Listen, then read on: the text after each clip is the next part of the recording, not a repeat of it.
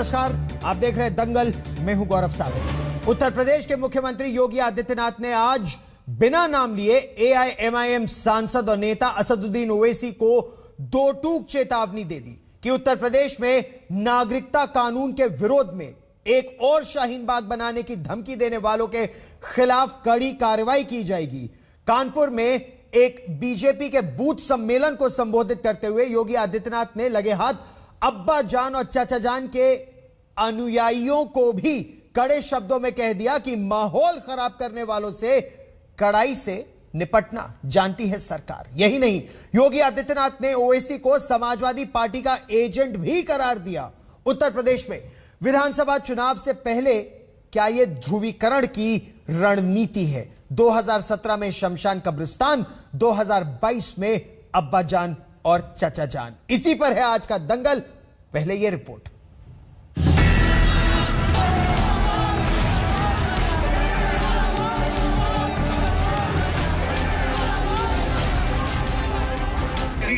कानून को भी वापस लिया जाए। हमसे मीडिया वाले पूछ रहे हैं कि अगर नहीं करे तो क्या करेंगे। अगर एनपीआर और एनआरसी का कानून बनाएंगे तो हम दोबारा रोड पे निकलेंगे। यहीं पर भी शाहीन बाग बनेगा इंशाअल्लाह। आज यहाँ पर मैं चेतावनी दूंगा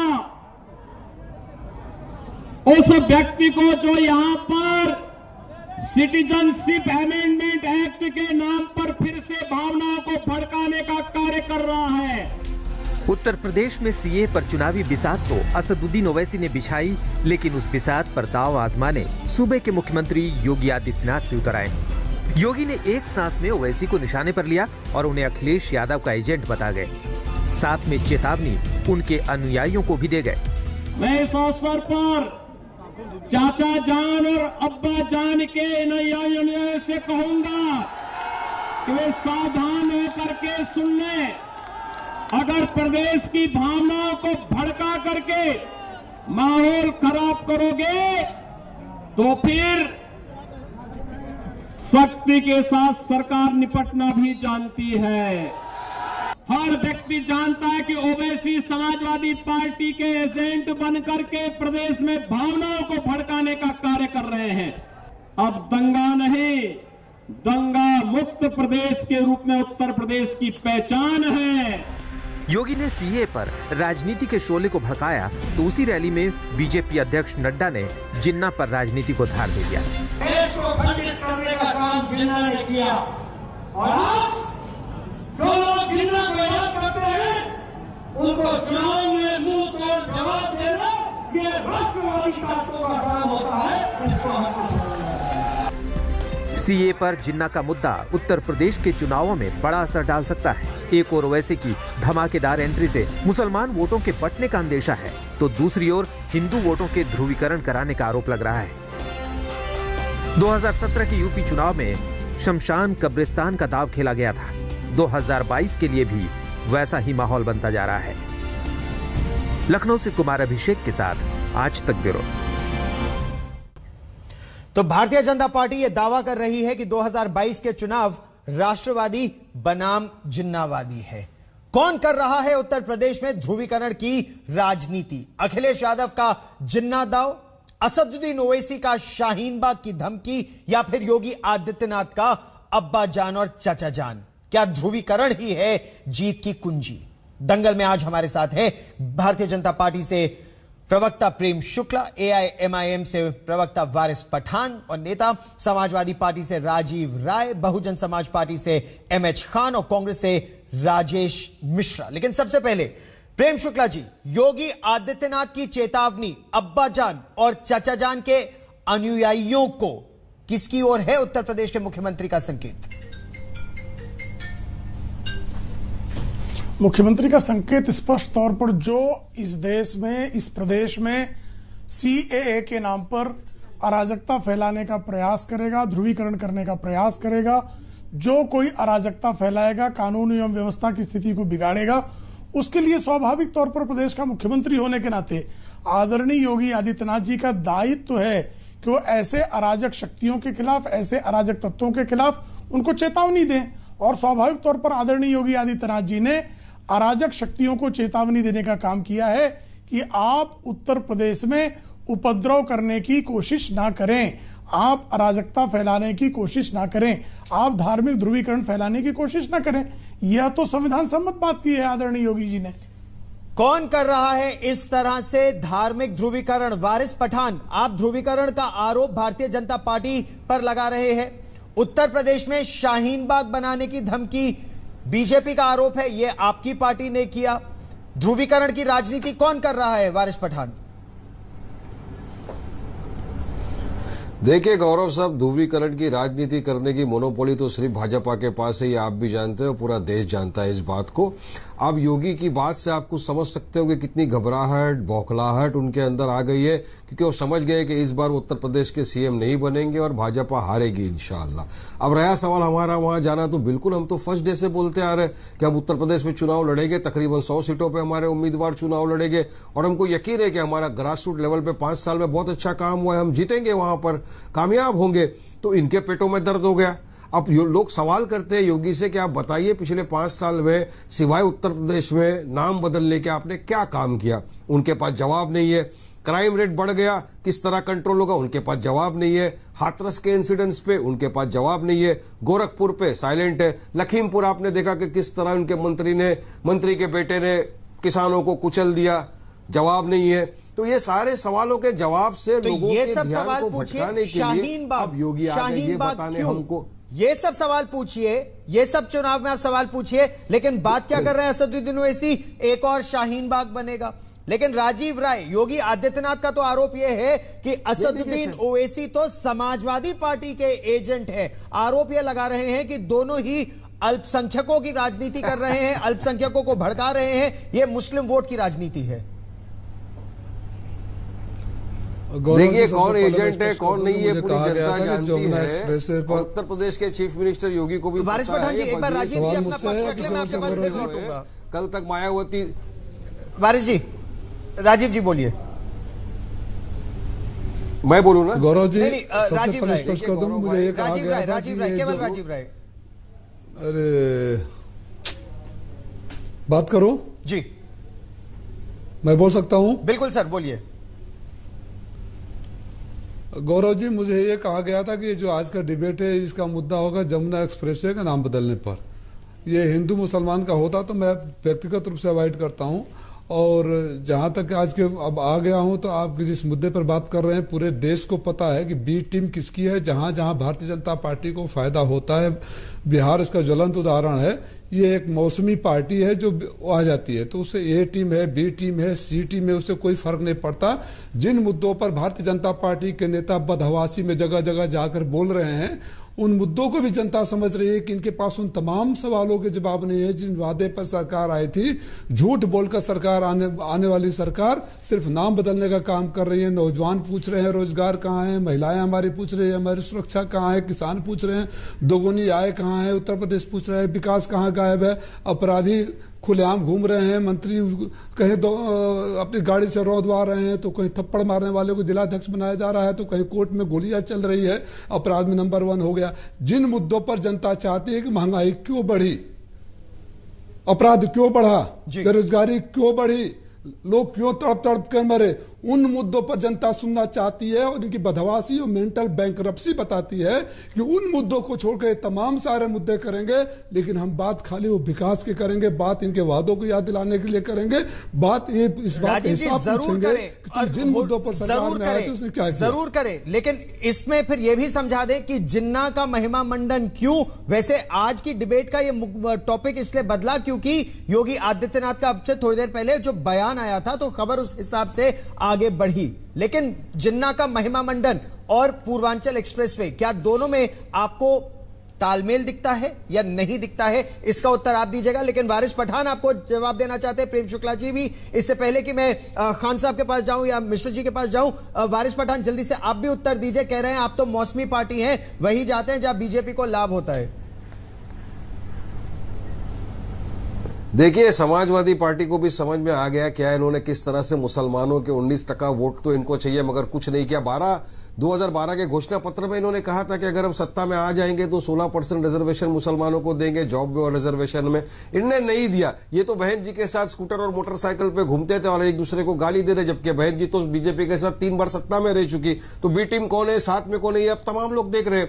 अब देखने वाली बात ये समाजवादी वाले ध्रुवीकरण की राजनीति कैसा कर रहे हैं। जिन्ना कौन लाया था, क्या हम लाए थे? ये क्या सोच के लाए थे जिन्ना को? अरे हम तो जिन्ना की 2 नेशन थ्योरी को ठुकरा के बैठ गए 1947 से ही, और हमारे देश भारत में रह रहे। आपने लाया, आपने ये सोच के लाया कि मुसलमान वर्ग आपको सपोर्ट करेगा, लेकिन भाई साहब गलती है। इस वक्त का मुसलमान हिस्सेदारी चाहता है, इस वक्त का मुसलमान अपना पॉलिटिकल एम्पावरमेंट चाहता है, और उसको दिखता है कि आज हमारे पास अगर वाकई के अंदर कोई अल्टरनेटिव है तो वो ओवैसी साहब की पार्टी मजलिस इत्तेहादुल मुस्लिमीन है, और वो उसके साथ जाएगा। आप बी टीम से लेकर डी टीम तक, ई टीम सब बोल दीजिए, हमको कोई फर्क नहीं पड़ने वाला है। 2017 का चुनाव में भी हम तो सिर्फ 30 जगहों पर लड़े थे, तो क्यों भाजपा जीत गई? आप में अगर ताकत नहीं है हराने की तो अपनी खामियां का अब तक उसका ठेकड़ा आप हमारे सर पे डाल देते हो, डालिए। मगर आज हम दोनों से भी सवाल करते हैं, चाहे भाजपा हो या एसपी हो। सर मैं बताऊं, ये दोनों भी एक ही सिक्के के 2 पहलू है गौरव साहब। ये दोनों को भी तुष्टीकरण की राजनीति सूझ रही है, क्योंकि इनके काम दिख ही नहीं रहे कहीं भी। अब एक एक्सप्रेस वे बन गया, उसमें सारे के सारे क्रेडिट लेने आ गए। अब भाजपा ने तो ये कह दिया कि 2014 से ही देश में काम हो रहा है, यानी 2014 के पहले हिंदुस्तान पूरा एक जंगल था, ना रस्ते थे, ना ट्रेन था, कुछ था ही नहीं। प्रेम शुक्ला जी आपको जवाब देना चाहते हैं। प्रेम शुक्ला जी, ट्रेनें आ गई, तो इनकी तो बात ही अलग। योगी आदित्यनाथ कहते हैं कि AIMIM समाजवादी पार्टी के एजेंट है। समाजवादी पार्टी के एजेंट कैसे हैं जब दोनों ही एक तरह से, जो आपका आरोप है, एक ही वोट बैंक के लिए लड़ रहे हैं? जी देखिए, भारतीय जनता पार्टी तो सबका साथ, सबका विकास जो है और सबका विश्वास की बात करती है। भारतीय जनता पार्टी ने तो 5 वर्षों में जो है per capita income Uttar Pradesh की डबल कर दी, जीडीपी डबल कर दी। हम तो विकास की बात करते हैं। लेकिन अगर कोई यहां पर सांप्रदायिक ध्रुवीकरण करता है, कोई मेरे चंदन को सांप्रदायिक और अपनी टोपी को सेकुलर कहता होगा, कोई अगर सीएए के नाम पर अराजकता फैलाएगा, शाहीन बाग बनाने का प्रयास उत्तर प्रदेश में करेगा, तो स्वाभाविक तौर पर उसके विरुद्ध मुख्यमंत्री का संवैधानिक दायित्व और मुख्यमंत्री उसका निर्वाह करेंगे। तो मुख्यमंत्री अपने संवैधानिक दायित्व के निर्वाह का संकल्प लें, और इसमें अगर कोई सांप्रदायिक ध्रुवीकरण का क्षेत्रान्वेषण करे तो ये वो क्षेत्रान्वेषण करता रहे। लेकिन हमने अपने संवैधानिक दायित्व का निश्चित तौर पर ध्रुवीकरण करेंगे। और जब ध्रुवीकरण होता है तो ध्रुवीकरण का फायदा किसको होता है साहब? आप बारंबार शाहीन बाग करके किसको उकसा रहे हैं? शाहीन बाग की बात करके आप धर्म विशेष यानी मुसलमानों को उकसाने का काम कर रहे हैं, और मुसलमानों को उकसाने का काम सपा भी करती है, मुसलमानों को उकसाने का काम AIMIM भी करती है। तो ये दोनों एक दूसरे के ए टीम बी टीम हुए। भारतीय जनता पार्टी किसी को उकसाने का काम नहीं करती है। भारतीय जनता पार्टी सबका साथ, सबका विकास, सबका विश्वास और सबका प्रयास की बात करती है। हमने अगर LPG गैस कनेक्शन हिंदू को दिया है तो मुसलमान को भी दिया है। शौचालय हिंदू के घर में भी बना है, मुसलमान के भी घर में बना है। मुफ्त के मकान जो है अगर मुसलमान के बने हैं तो हिंदू के भी बने हैं। हमने कभी जो है विकास कार्यों में ट्वीट की गई है, मैं उस पर भी आऊंगा, मैं आपकी इस बात पर भी आऊंगा। जयंत चौधरी ने भी और अखिलेश यादव ने भी एक तस्वीर अभी साझा की है अपने सोशल मीडिया अकाउंट पर, और यह तस्वीर हम आपको दिखा रहे हैं। अखिलेश यादव ने कहा है, श्री जयंत चौधरी के साथ बदलाव की ओर।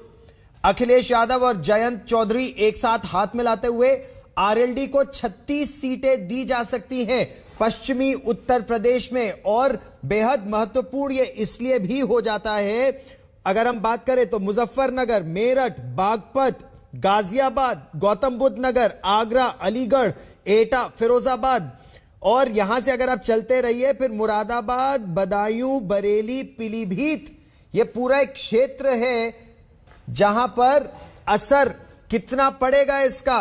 राजीव राय जी, इस तस्वीर को जो ट्वीट किया गया है, क्या संकेत, क्या संदेश? संकेत और संदेश साफ है। उत्तर प्रदेश में समाजवादी पार्टी की प्रचंड बहुमत के साथ सरकार आ रही है, और जब आप कोई वर्ग विशेष की बात कर रहा है, वर्ग विशेष की राजनीति कर रहा है, वर्ग विशेष के नाम पर ध्रुवीकरण की बात कर रहा है, उसको मैं ये समझाना चाहता हूं, बताना चाहता हूं, कब से भी आंखें खोलो। उत्तर प्रदेश के समाज का हर वर्ग, हर जात क्योंकि जब बेरोजगारी आई तो सबके लिए आई, महंगाई सबके लिए आई, सबकी लाशें गिरी, सबको झेलना पड़ा है। किसान के हर बेरोजगारों की कोई जात धर्म नहीं होता है, बीमारों का कोई जात धर्म नहीं होता है, अपराधियों का कोई जात धर्म नहीं होता है। तो जो समाज का हर वर्ग पीड़ित है, तो उत्तर प्रदेश की जनता ने ठान लिया है कि इन लोगों को वापस वही भेजना है, क्योंकि इनकी नैतिक और राजनीतिक साहस नहीं कि उन मुद्दों पर आए। नौजवान मेरे आते हैं या लाठी खाते हैं। बीईडी टीईटी वालों से खाली योगी जी ने, मोदी जी ने भी कुछ कहा था, शिक्षा मित्रों से मोदी जी ने भी कुछ कहा था। राजेश मिश्रा जी कांग्रेस पार्टी के भी हमारे साथ जुड़े हैं, खान साहब भी हमारे साथ हैं, उनकी भी एक प्रतिक्रिया जल्दी से ले ली जाए। बोल रहा हूं कंप्लीट 10 सेकंड में कंप्लीट कर लें दीजिए। जी। बार बार बोल रहा हूं कि कोरोना काल में अपनी छाती पीटते हैं। और मैं एक फिर उदाहरण दे रहा हूं, डॉक्टर आज भी इंतजार कर रहे हैं कि 25% जो उनको इंसेंटिव मिलना था कोरोना काल में इलाज करने के लिए मिलेगा कि नहीं मिलेगा। रसोइयों का 8 महीने का वेतन नहीं मिला। उत्तर आपको जरूर देंगे, लेकिन राजेश मिश्रा जी सिलेंडर दे लिया, गैस छीन लिया। कांग्रेस इस पूरी रेस में कहां है? क्या योगी आदित्यनाथ की इस बात में दम है कि 2017 के बाद तुष्टीकरण की राजनीति वो खत्म करना चाहते हैं? लेकिन इसी बीच ये जो तस्वीर आई है आरएलडी और समाजवादी पार्टी एक साथ, क्या संदेश यहां पर? क्या कांग्रेस इस गठबंधन का हिस्सा बनना चाहती है कि बाहर ही रहेगी? देखिए, पहले आपने शुरू किया आदरणीय योगी जी की बात से। आज उत्तर प्रदेश में लोगों के बीच में बहस का विषय ये नहीं है कि किसने अब्बाजान कहा, किसने पाकिस्तान कहा, किसने हिंदू कहा और किसने साइन बाग कहा है। आज उत्तर प्रदेश की जनता के अंदर विषय ये है कि महंगाई इतनी क्यों बढ़ी, पिछले 4-5 सालों में महंगाई इतनी क्यों बढ़ी। आज लोगों के अंदर बहस का विषय ये है। जो पुरुष है उत्तर प्रदेश में वो तो डीजल और पेट्रोल से परेशान है क्योंकि वो गाड़ी से चलता है, लेकिन महिलाएं अपने किचन को नहीं चला पा रही हैं। महिलाएं परेशान है कि तेल की कीमत क्यों बढ़ी, सब्जियों की कीमत क्यों बढ़ी, चावल की, दाल की और आटे की कीमत क्यों बढ़ रही है। महिलाएं इससे परेशान है, नौजवान इससे परेशान है। उससे ये कहा गया था कि 2 करोड़ नौकरी हर साल देंगे हम। ठीक। और आज उत्तर प्रदेश की स्थिति, 1 मिनट सुन लीजिए गौरव भाई, उत्तर प्रदेश की स्थिति है कि जिस गुजरात मॉडल की हम लोग कल्पना करते थे, बात करते थे, आज नौजवानों के नौकरियों में भी गुजरात मॉडल हावी हो गया है। कॉन्ट्रैक्ट पर आउटसोर्सिंग से नौकरी दी जा रही है, किसी को परमानेंट नौकरी नहीं मिल पा रही है। तो असली विषय मुद्दा यह है, किसान अलग परेशान है, व्यापारी अलग परेशान है, नौजवान अलग परेशान है, मध्यम वर्ग अलग परेशान है। महंगाई की चपेट में पूरा उत्तर प्रदेश, पूरा हिंदुस्तान है।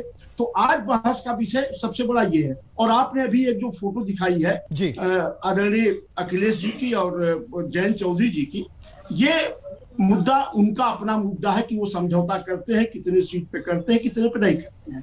और जब तक ये फाइनल ना हो जाए अभी उस पर कुछ बोलना उचित नहीं होगा, क्योंकि अभी जो आपने ही बताया कि जो उन्होंने ट्वीट किया है, ये कहा है कि हम आगे बढ़ रहे हैं, मतलब अभी वो परिणाम तक नहीं पहुंचे हैं। अभी उनकी आप भी इस समझौते की इस रेस में क्या कांग्रेस पूरी तरह से अलग लड़ेगी, अकेले लड़ेगी सभी 403 सीटों पर, या आप भी समझौते की ओर आगे बढ़ना चाहते हैं? क्योंकि 36 सीटें दी जाएंगी आरएलडी को, ऐसा सूत्र बता रहे हैं इस समय। 136 आदरणीय प्रियंका गांधी जी ने लखनऊ में प्रेस कॉन्फ्रेंस में घोषणा की थी कि कांग्रेस अकेले 403 सीट पर चुनाव लड़ेगी। और जिस तरह कांग्रेस मेहनत कर रही है, जिस तरह आदरणीय प्रियंका जी के लीडरशिप में कांग्रेस का एक एक कार्यकर्ता लगा हुआ है और खुद वो रातों दिन मेहनत कर रही है, तो हम 403 सीट पर चुनाव लड़ने के लिए तैयार हैं और कांग्रेस अकेले 403 सीट पर लड़ेगी। ठीक, आप अकेले 403 सीटों पर लड़ने की बात कर रही है कांग्रेस पार्टी। प्रेम शुक्ला जी, ये ना अब्बाजान मुद्दा है, ना शाहीन बाग मुद्दा है, ना ही मुद्दा जिन्ना है, महंगाई है मुद्दा, और भारतीय जनता पार्टी उस पर उत्तर देने में सक्षम नहीं है, ऐसा कांग्रेस का आरोप है। जी, ये देखिए, आप कृपा करके 2004 से 2014 के गौरव सावंत जी, आप आंकड़े निकाल लीजिए। मुद्रास्फीति दर औसतन 10% थी, जो आदरणीय नरेंद्र मोदी जी के कार्यकाल में 4.5% रही। तो मुद्रास्फीति यदि 10% की दर से, और आपको ध्यान होगा जब आदरणीय अटल बिहारी वाजपेयी जी ने 2004 में सरकार छोड़ी थी, तब 35 रुपए लीटर पेट्रोल का भाव था, और जब डॉक्टर मनमोहन सिंह ने छोड़ा तो 85 रुपए लीटर पेट्रोल का भाव था। तो ये 50 रुपए आपने प्रति लीटर पेट्रोल का भाव 2004 से 2014 में तब बढ़ाया जब आपने लाखों करोड़ रुपए के ऑयल बॉन्ड जारी करके भविष्य की सरकारों के लिए आपने कर्ज का बोझ पेट्रोलियम बॉन्ड्स का देकर गए थे। इसका सीधा सा मतलब है कि भारतीय जनता पार्टी के कार्यकाल में बेहतर काम। दूसरी बात, जो बेरोजगारी ही कर रहे हैं, CMIE के आंकड़े हैं कि 2017 में उत्तर प्रदेश में 17.5% बेरोजगारी दर थी, जो कि 2021 में 4.5% है। तो ये सीधा सा संकेत है कि हमने बेरोजगारी भी नियंत्रित किया है। 4 लाख लोगों को रोजगार, सरकारी नौकरियां 4 लाख दी गई हैं। तो ऐसे में हमने तो काम किया है, और हमने काम किया, अपने काम पर वोट मांग रहे हैं। हमने काम नहीं किया होगा, जनता हमको नहीं वोट देगी। 2014 में भी यही बातें सपा, कांग्रेस, बसपा करती थी, 2017 में भी यही करती थी। 2019 में जब बबुआ और बुआ एक हुए थे तो सबने कहा था कि भारतीय जनता पार्टी साफ हो जाएगी। क्या परिणाम आया सबने देखा है। तो ऐसे में इनको दावे करने दीजिए, जो हकीकत है वो जनता को पता है। जनता काम पर वोट देगी। MH खान साहब, AIMIM पर समाजवादी पार्टी तो यह आरोप लगा रही है कि वो बीजेपी की बी टीम है। योगी आदित्यनाथ ओवैसी को समाजवादी पार्टी का एजेंट बता रहे हैं। AIMIM की जो मौजूदगी है उत्तर प्रदेश में, वो किसकी मदद कर रही है, किसको नुकसान पहुंचा रही है, और कौन ध्रुवीकरण कर रहा है यहां पर? खान साहब, क्या गौरव जी मेरी जरूरत है इस डिबेट में? आप 20 मिनट से तो आप 20 मिनट से तो जिसका एक पार्षद भी नहीं है उसी का 2 बार बाइट ले रहे हैं, जिसका 1 MP है उससे आप बाइट ले रहे हैं, जिसका 5 MP है उससे बाइट ले रहे हैं, जिसका 10 MP है उससे आप बात ही नहीं करना चाह रहे हैं। 20 मिनट से तो मैं बैठा हूँ, देख रहा हूँ आप तमाशा आपका। आप क्या करना चाह रहे हैं? खान साहब आप ही से पूछा है। खान साहब आप ही से पूछा है। मुसलमान करना चाह रहे हैं, आप खुद हिंदू मुसलमान करना चाह रहे हैं। आप किसी को नहीं एक साथ निकाह देखना चाहते हैं, आप सबको बराबर से निकाह देखना का। अगर एंकर का यही काम है कि खाली यही हिंदू मुसलमान कहने का, तो मुझे मत बुलाए कीजिए, मुझे जरूरत नहीं है आपके पास आने की। तो ये बताइए, ये असदुद्दीन ओवैसी कर रहे हैं, अखिलेश यादव ने जिन्ना का जिक्र किया कि नहीं किया, असदुद्दीन ओवैसी ने शाहीन बाग कहा कि नहीं कहा? आप ये बताइए, योगी आदित्यनाथ ने अब से थोड़ी देर पहले अब्बा जान और चाचा जान को चेतावनी के अनुयायियों को चेतावनी दी कि नहीं दी? असदुद्दीन ओवैसी ने कहा, ये तो नेता हिंदू मुसलमान कर रहे हैं, नेता हिंदू मुसलमान कर रहे हैं। आप भी कर रहे हो, नेता कर रहे हैं कि नहीं कर रहे हैं? मुसलमान में ही लड़ा रहे हो, नेता कर रहे हैं कि नहीं कर रहे हैं? अरे खान साहब, जो आपसे प्रश्न पूछा जाए उसका उत्तर दीजिए। मुझे बहुत खेद के साथ करना पड़ रहा है। खान साहब, जैसा एंकर भी यही काम कर रहा है। एंकर कैसे कर रहा है? अब एंकर प्रश्न भी ना पूछे, मुंह बांधे बैठा रहे, भी ना हो उत्तर प्रदेश में, जिसका मुंह बांधे बैठा रहे, एक पार्षद ना हो। अरे आप जवाब देने से बच रहे हैं, हिचकिचा रहे हैं, आप जवाब देने से बच रहे हैं, हिचकिचा रहे हैं, तो ऐसा बोलिए। आप सवाल तो पूछना नहीं चाहते हैं, पूछिए, फिर जवाब दीजिए। फिर क्या समझ रहे हैं? किसको AIMIM की मौजूदगी का क्या असर है या नहीं है? बहुजन समाज पार्टी चिंतित है कि नहीं है? आप कहते हैं ये एक जो पिक्चरों में, फिल्मी दुनिया में जो स्क्रिप्ट लिखी जाती है, वो स्क्रिप्ट लिखी गई है भारतीय जनता पार्टी की तरफ से और असदुद्दीन ओवैसी के लिए कि तुमको ये बोलना है, जैसे ही तुम बोलोगे मैं चील झपट्टे की तरह से इस चीज को पकड़ लूंगा। NRC में, CAA में कहा थे असदुद्दीन ओवैसी? दिल्ली में बैठे थे क्या, या लखनऊ में आके बैठे थे क्या? तो पूछिए ना असदुद्दीन ओवैसी से और वारिस पठान से, क्यों नहीं बनाया जा रहा महंगाई का मुद्दा, क्यों नहीं बनाया जा रहा बलात्कार का मुद्दा? यही तो पूछिए फिर आप। वारिस पठान बैठे ब्रॉडकास्ट पर, पूछिए आप वारिस पठान से। आप मैसेंजर को क्यों गोली मार रहे हैं? संदेशवाहक को क्यों गोली मार रहे हैं आप? बताइए। अब खबर आएगी तो सवाल पूछेंगे कि नहीं पूछेंगे? वारिस पठान उत्तर दीजिए। MH खान कह रहे हैं कि आप बी टीम है बीजेपी की। 2017 में चुनाव लड़ चुके हैं 70 सीट पर, एक में 530 वोट पाए। देखिए साहब, ये बी टीम बोलने वालों को मैं याद दिलाता चलूं कि बहन मायावती जी कितनी मर्तबा भाजपा के साथ सत्ता में रही, बहन मायावती जी कितनी मर्तबा भाजपा के स्टेज से भाजपा की तायीद की कि भाजपा को वोट दो, कौन बीटी में कौन सिटी में। अरे सब बौखलाहट और घबराहट का नतीजा है गौरव साहब। अभी प्रेम शुक्ला साहब भाजपा के प्रवक्ता है, उन्होंने एक संविधान की बात की, जबकि संविधान को तो मानते नहीं। इन्होंने कहा है ये जो आंदोलन है ये गलत है। अरे मैं बोलना चाहता हूं प्रेम शुक्ला जी, कभी संविधान को पढ़ लो। संविधान ने अधिकार दिया है हमको कि अगर हम सरकार की किसी नीति से या सरकार के कानून से असंतुष्ट है तो हम पीसफुल वे में अपना आंदोलन कर सकते हैं। हमारे किसान भाइयों ने आंदोलन किया, सरकार को घुटने पर टिका दिया। आज सरकार को तीनों कृषि बिल वापस लेना पड़ा क्योंकि वो असंवैधानिक था। इसी तरह हमारा डिमांड है सरकार से कि आपने जो CAA NRC का कानून लाया है उसको भी वापस लिया जाए क्योंकि असंवैधानिक है। संविधान इजाजत नहीं देता रिलीजियस बेसिस के ऊपर कोई भी कानून बनाने का। तो क्या गलत कर रहे हैं? और अगर आप नहीं करेंगे तो हम संविधान के दायरे में रहकर पीसफुल प्रोटेस्ट शाहीन बाग का तरह करते रहेंगे। हम तो शाहीन बाग में भी थे, BSP वाले बोलते हैं कि हम नहीं थे। साहब आप जरा वीडियो वगैरह पुराना देख लीजिए, मैं खुद गया था, हम खुद जहां जहां प्रोटेस्ट था वहां मौजूद थे और उनके साथ में थे। क्योंकि आपको तो मुसलमान के लिए कुछ करना नहीं है ना साहब, आपको तो मुसलमानों की आवाज बनना नहीं, आपको 19% मुसलमानों के वोट चाहिए, आपको सत्ता की कुर्सी पे आके बैठ जाना है, मगर मुसलमानों के हित के लिए कुछ नहीं करना है। उनको ना पॉलिटिकल एम्पावरमेंट कराना है आपको, ना उनको सत्ता में हिस्सेदारी देनी है। बस जवाब देना चाह रहे हैं, घड़ी बिछाने के काम में आएगा, रमजान में हमको खजूर खिला देगा। अब वक्त बदल गया, अब वक्त बदल गया सर, वक्त बदल गया। तुम्हारा टाइम खत्म हो गया, अब हमारा टाइम आ गया है। पब्लिक समझदार हो चुकी है उत्तर प्रदेश की और उनको एक ऑल्टरनेटिव चाहिए था। आज तक सिर्फ SP BSP कांग्रेस इसी के झमेले में उलझे हुए थे, जाए तो जाए का। आज उनके पास ऑल्टरनेटिव के रूप में असदुद्दीन ओवैसी खड़े हैं जो उनको पॉलिटिकल एम्पावरमेंट की बात कर रहे हैं, विकास की बात कर रहे हैं और यूपी की जनता हमारे साथ देगी और इंशाल्लाह चाचा जीतेंगे उत्तर प्रदेश, योगी को हराएंगे, बीजेपी को हराएंगे। हराने की अरे बेटा मेरी बात सुनो चाचा, हराएंगे। ये बताओ कितनी विधानसभा सीटें हैं चाचा? हराएंगे बेटा ये बताओ मुझे कि उत्तर प्रदेश में कितनी विधानसभा सीटें हैं? बीजेपी की 2 थी, आज 350 पे चले गए। इंशाअल्लाह अल्लाह की जात से यकीन है कि हम भी हमारा खाता खोलेंगे और लड़ेंगे और जीतेंगे इंशाअल्लाह ताला। पूरी फोर्स के साथ लड़के जीतेगी। दाढ़ी वाले मुसलमान को बोलने नहीं दोगे तुम दाढ़ी वाले मुसलमान को नहीं बोलने दोगे। ये देखो, तुम उन लोगों को बोलने दोगे जो दिन के 70 साल तो आप भी बोले चाचा, हमने कहा अब तो हम बोलेंगे, आपको सुनना पड़ेगा ना चाचा। बेशर्मों की तरह बात कर रहे हो। एक बुजुर्ग, एक दाढ़ी वाला आदमी है, उससे बात नहीं सुनना चाहते तो आप मुसलमानों की बात कर रहे हो। एक तुम क्या बोल मुसलमानों की बात करोगे? एक मुसलमान की बात सुनना नहीं पसंद कर रहे हो। क्यों नहीं करूंगा? मुसलमानों की आप तो नहीं करते, आपको तो सिर्फ उनके वोट चाहिए मुसलमानों के, उनके लिए कुछ करना तो नहीं है आपको। मगर मैं तो मुसलमानों को लीडर बनाना है, वोट भी हमारा होगा इस मरतबा, जीत भी हमारी होगी इंशाअल्लाह, सत्ता भी हमारी होगी। हिस्सेदारी की लड़ाई है, बराबरी की लड़ाई है और हम हमारे अधिकार लेके रहेंगे।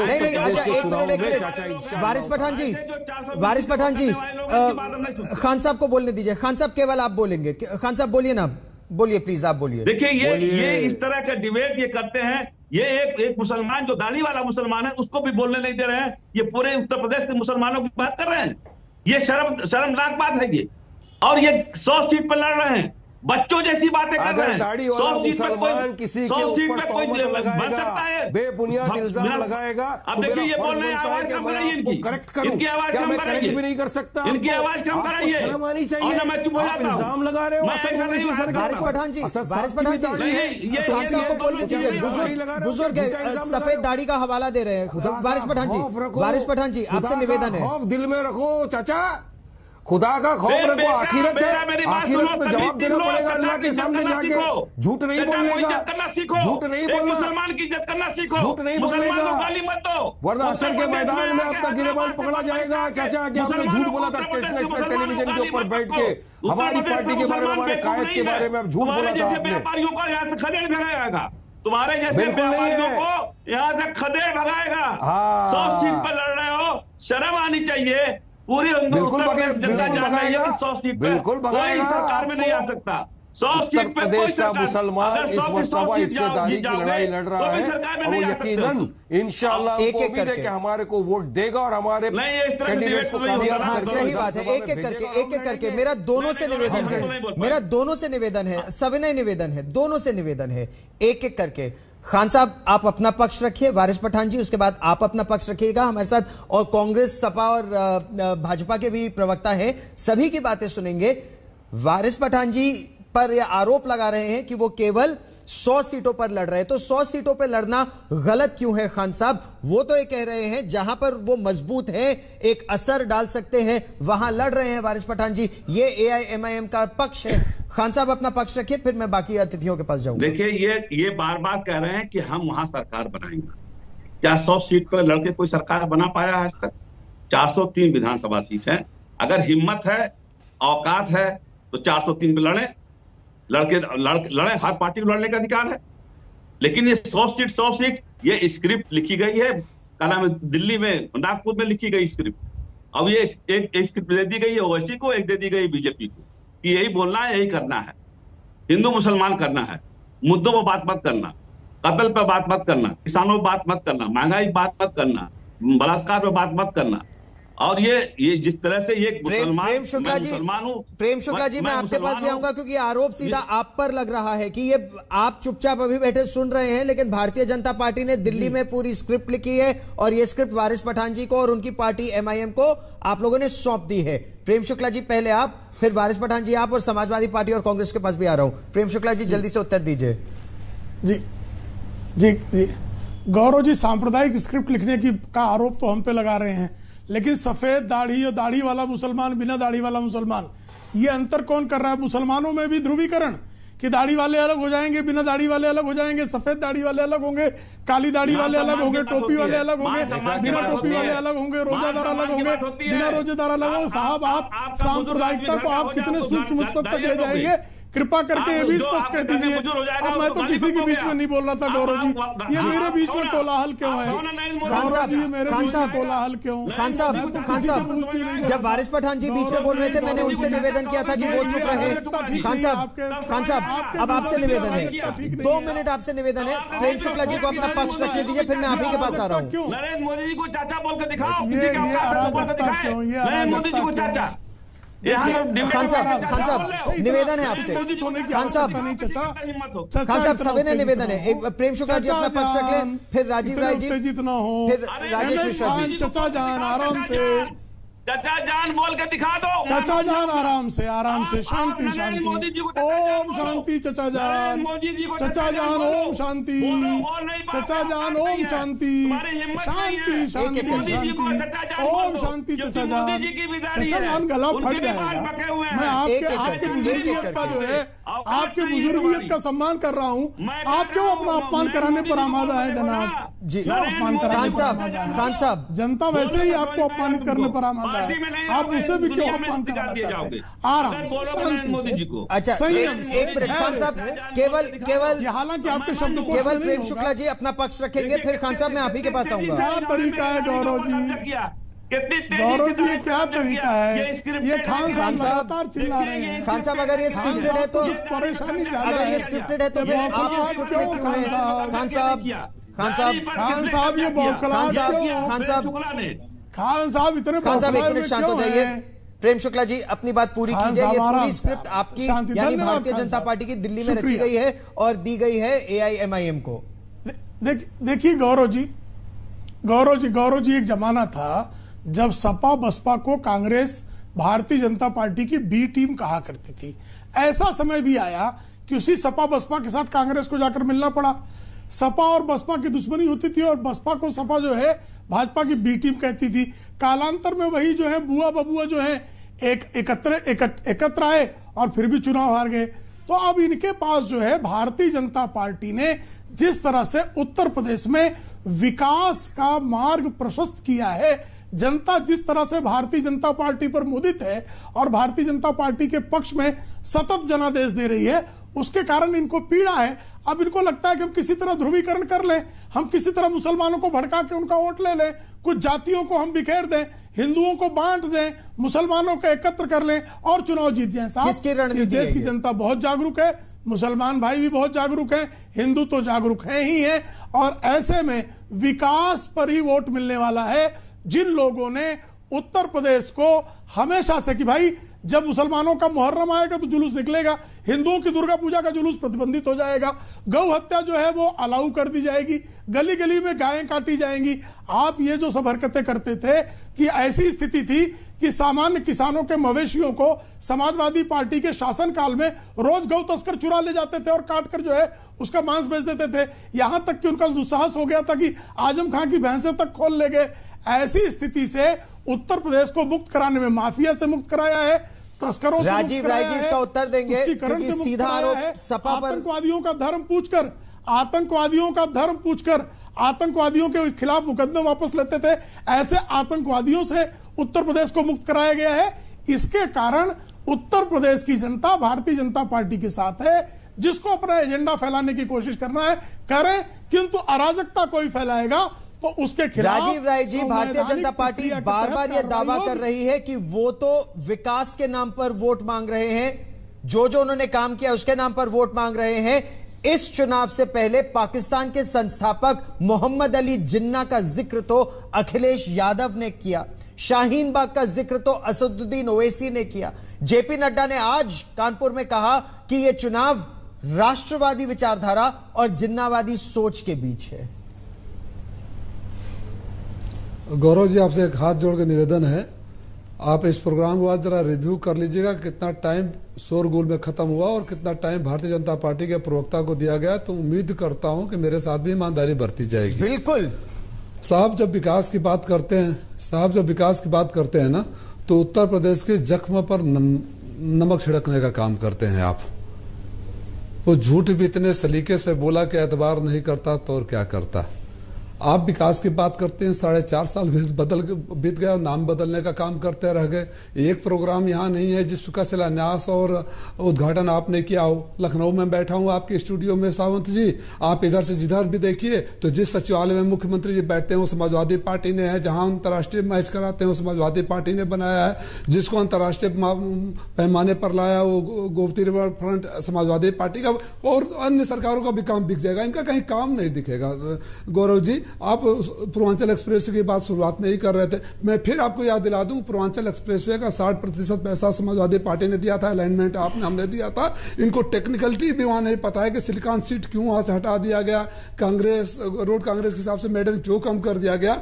इनको ये भी नहीं पता है कि प्रधानमंत्री जी जिस महिला की इज्जत से शौचालय को जोड़ते हैं, 340 किलोमीटर पर आदरणीय प्रेम शुक्ला जी की बेटी बहन और मां अगर चली जाए, गौरव सावंत के घर से कोई महिला चली जाए, मेरी बेटी बहन मां चली जाए, तो 340 किलोमीटर आप चले जाएंगे, कहीं कोई शौचालय नहीं दिखाई देगा, गाड़ी खराब हो जाएगी तो कोई बनाने वाला नहीं दिखाई देगा। इनको तो झंडा दिखाना था, और मैं बता दूं उससे पहले झंडा क्या मैंने ही फीता काट दिया था मऊ में, अगर पता हो तो। इनको ये अपराधियों की बात करते हैं। हिंदुस्तान में कोई दूसरा ऐसा मुख्यमंत्री बता दीजिए, कोई दूसरा ऐसा प्रदेश बता दीजिए जहां के शपथ मुख्यमंत्री और उप मुख्यमंत्री के पद पर शपथ लेने वाले व्यक्ति तमाम आपराधिक मुकदमों से सुशोभित हो। ऐसे मुकदमे कि जिसके ऊपर गैंगस्टर लग जाए, लेकिन ऐसे लोग सत्ता में रहे।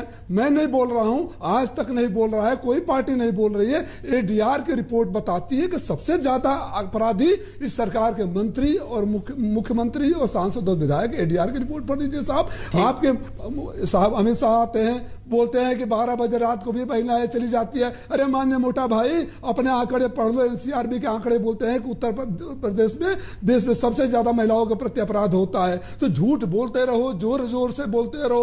रोजगार के आप दावे कर रहे थे 4.5 लाख तो रोजगार। आदरणीय प्रेम शुक्ला जी, आपका कार्मिक विभाग आरटीआई की सूचना के जवाब में कहता है कि हमें ऐसी कोई जानकारी नहीं है। आप बोर्ड लगाते हो बेंगलोर एयरपोर्ट के बाहर, हैदराबाद एयरपोर्ट के बाहर, यहाँ सारे पेपर लिख कर आते हो। महंगाई पर आप बात नहीं करना चाहते, बेरोजगारी पर आप बात नहीं करना चाहते, अपराध पर आप बात नहीं करना चाहते, लेकर हिंदू मुसलमान, अरे गरीबी सब। यही तो मेरा प्रश्न था। देखिए, मैंने आपको पूरे समय बिल्कुल नहीं रोका, लेकिन यही तो मेरा प्रश्न था। जब इतने मुद्दे हैं तो जिन्ना का महिमा मंडन क्यों किया अखिलेश यादव ने? जब इतने मुद्दे हैं, आप जब बोल रहे थे मैंने आपको नहीं रोका, फिर जिन्ना का महिमा मंडन क्यों? मैं जवाब दे रहा हूं आपको। महिमा मंडन जाके जैसी भावना ताकि ऐसी सोच, महिमा मंडन जिसको लगाओ एकेडमिक इंफॉर्मेशन जो रिकॉर्ड में दर्ज दे रहे हैं, महिमा मंडन सरदार पटेल का कर रहे थे, महिमा मंडन उनके निर्णय लेने की क्षमता पर कह रहे थे, महिमा मंडन कह रहे थे कि जमीन से जुड़े फैसले लेने का हक था, लेकिन जिनको जो खोजना है वो खोज लेंगे। मैं फिर बोल रहा हूं, और क्या लगता है कि उससे आगे और पीछे कोई कुछ नहीं बोला है। गैस को लेकर हमने लाठी नहीं खाई है, किसानों को लेकर मैं जेल में नहीं गया हूं स्वयं, और आपका अखबार आपके टीवी चैनलों पर नहीं चला है। किस मुद्दे पर समाजवादी पार्टी ने संघर्ष नहीं किया है, उन मुद्दों को भी तरजीह दिया करिए ना। एक एकेडमिक बात कह दिया उन्होंने, उसको तोड़ बरोड़ कर सबने लपक लिया। वो जो बातें कर रहे थे पूरा कंटेक्स्ट सरदार पटेल का कर रहे थे, और आज भी हम कर रहे हैं। हमारे लिए मुद्दा क्या है? मैं बोलता हूं आदरणीय प्रेम शुक्ला जी, आप अयोध्या आइए, अपने घोषणा पत्र को लेकर पढ़कर भगवान राम के सामने बोल दीजिए कि ये घोषणा पत्र किसानों का आय दुगुनी हो गई, रोजगार मिल गया, 17 लाख नौकरी। प्रेम शुक्ला जी उत्तर दीजिए। समाजवादी पार्टी बार बार यही आरोप लगा रही है, विकास अगर पूर्वांचल एक्सप्रेसवे का भी बात करें, लोगों के जीवन की सुधार की भी बात करें, तो बीजेपी केवल तख्तियां बदल रही है, काम सपा ने किया है। प्रेम शुक्ला जी देखिए, मेरे बीच में मुझे लगता है राजीव जी नहीं बोलेंगे, मैंने बहुत संयम से सुना। इन्होंने जो है आगरा एक्सप्रेसवे का उद्घाटन किया था, सबको ध्यान होगा 80% काम सिर्फ पूरा हुआ था। ना टॉयलेट ब्लॉक्स पूरे हुए थे, ना सर्विस रोड बना था, ना फ्यूल स्टेशन था किसी प्रकार का, और 20% काम आदरणीय योगी आदित्यनाथ जी के आने के बाद 2018 में, लेकिन आनन फानन में उद्घाटन कर दिया गया था। अब जिस पूर्वांचल एक्सप्रेसवे की बात करते हैं, सिर्फ 25% लैंड का एक्विजिशन हुआ था और उसका टेंडर इश्यू कर दिया गया, जो कि हमारे जो नियमावली है उसके विरुद्ध। जब तक आप 90% लैंड एक्वायर नहीं कर लेते हैं, भूमि अधिग्रहण नहीं कर लेते हैं, तब तक आप टेंडर इश्यू नहीं कर सकते हैं। लेकिन अखिलेश सिंह यादव ने यह भी काम किया। और जो बात की जा रही शिलान्यास पूर्वांचल एक्सप्रेसवे में 2018 को हुआ, 2018 में अखिलेश सिंह यादव की उत्तर प्रदेश में सरकार नहीं हुआ करती थी। आप जो भ्रष्टाचार करते, और आपको याद होगा जब आगरा एक्सप्रेसवे बना था, किस तरह से गाड़ी 20 फीट नीचे चली गई थी, तो क्वालिटी आपकी क्या थी लोगों ने जाना था। बेरोजगारी पर मैंने उत्तर दिया कि 17.5% बेरोजगारी दर CMIE के अनुसार 2017 में थी, जब अखिलेश सिंह यादव की सरकार थी, जो आज 4.5% है। 13% जो है बेरोजगारी नीचे लाने का काम आदरणीय योगी आदित्यनाथ जी के कार्यकाल में हुआ। पर कैपिटा इनकम जो इकोनॉमी में सबसे बड़ा प्रति व्यक्ति आय बढ़ना, सबसे बड़ा किसी के विकास का जो है मानदंड माना जाता है, डबल कर दिया गया 4.5 वर्षों में। GDP डबल हो गई, खर्च आप देखिए डबल हो गया। किसानों का कर्ज 38,000 करोड़ रुपए पहले ही कैबिनेट की बैठक में किसने माफ किया? 1.5 लाख करोड़ रुपए गन्ना किसानों का भुगतान किसने किया? 1 करोड़ से अधिक महिलाओं को LPG गैस कनेक्शन किसने दिया? 24 घंटा बिजली जो है मुख्य शहरों में, 18 घंटे बिजली ग्रामीण इलाकों में किसके कार्यकाल में रहती है? ट्रांसफार्मर जल जाता था, पूरी फसल की बुआई का मौसम निकल जाता था, वो ट्रांसफार्मर बनता नहीं था। आज घंटे भर में ट्रांसफार्मर बनता है। ऐसा कोई विधानसभा क्षेत्र नहीं है 403 में जिसमें 1,000 करोड़ रुपए से कम का विकास कार्य। बारिश प्रधान जी, ये सारी बातें जो हो रही है, देखिए ये मुद्दों पर तो ऐसा सरकार और विपक्ष बात कर रहा है। जी ने किया है आरोप, और हम सारे काम गिनाकर काम के बल पर वोट मांग रहे हैं। आप काम पे बल पर वोट मांगने की बात कर रहे हैं, लेकिन बारिश प्रधान जी, आपने बसपा और सपा दोनों की बात सुनी, लगातार यही आरोप लगा रहे हैं कि आप जो सरकार के विरुद्ध वोट या भारतीय जनता पार्टी के विरुद्ध जो वोट जा सकते हैं, आप केवल उसको काटने में लगे हैं। मुसलमान वोट आप बांट रहे हैं, और मुस्लिम बहुल इलाकों में अगर भारतीय जनता पार्टी की 2017 में भी जीत हुई तो वो आपकी जिम्मेदारी है, आपकी वजह से बीजेपी उन इलाकों में जीती। ये गलत है, इल्जामात है, ये तो हम पे लगते आए। मगर मैं आपको बताता चलूं गौरव भाई, मैं एजेंट हूं उन लोगों का जिन्होंने हमारे देश के खातिर अपनी जानें दे दी, शहीद हो गए, जिसकी वजह से हमारा देश आजाद हुआ। मैं इन लोगों के एजेंट, जिसको बोलना है बोलते रहे। मुझे लखीमपुर के अंदर थार से कुचल दिया गया था हमारे किसानों को, जो संवैधानिक तौर के ऊपर वहां पर आंदोलन कर रहे थे। आज भी उनका पिताजी इनके साथ सत्ता के अंदर बैठा हुआ है, मिनिस्टर है। क्यों उसको नहीं निकाला? ये अपनी आंखों के अंदर उंगली नहीं डालेंगे। ये चंद्रगुप्त मौर्य वर्सेस अलेक्जेंडर किसने लाया था? भाजपा ने लाया था। कौन ध्रुवीकरण की राजनीति कर रहा है? भाजपा।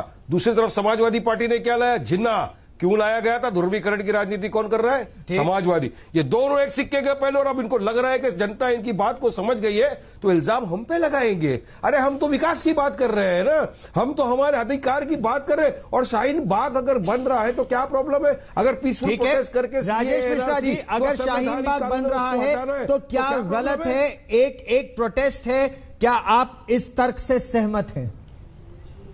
गौरव भाई, कष्ट होता है जब इतने बड़े चैनल पर आप ऐसा पत्रकार इस तरह की डिबेट कराता है, दुख होता है। यदि आपने अभी राजीव राय जी की बात पे कहा था कि मुझे टॉपिक इसलिए बदलना पड़ा कि कानपुर में मुख्यमंत्री जी ने शाहीन बाग का जवाब दिया है। बीजेपी और योगी जी तो ये चाह ही रहे हैं कि इस तरह के इशू उठे और चैनलों पे इस पे डिबेट हो, और यही काम ओवैसी जी भी चाह रहे हैं।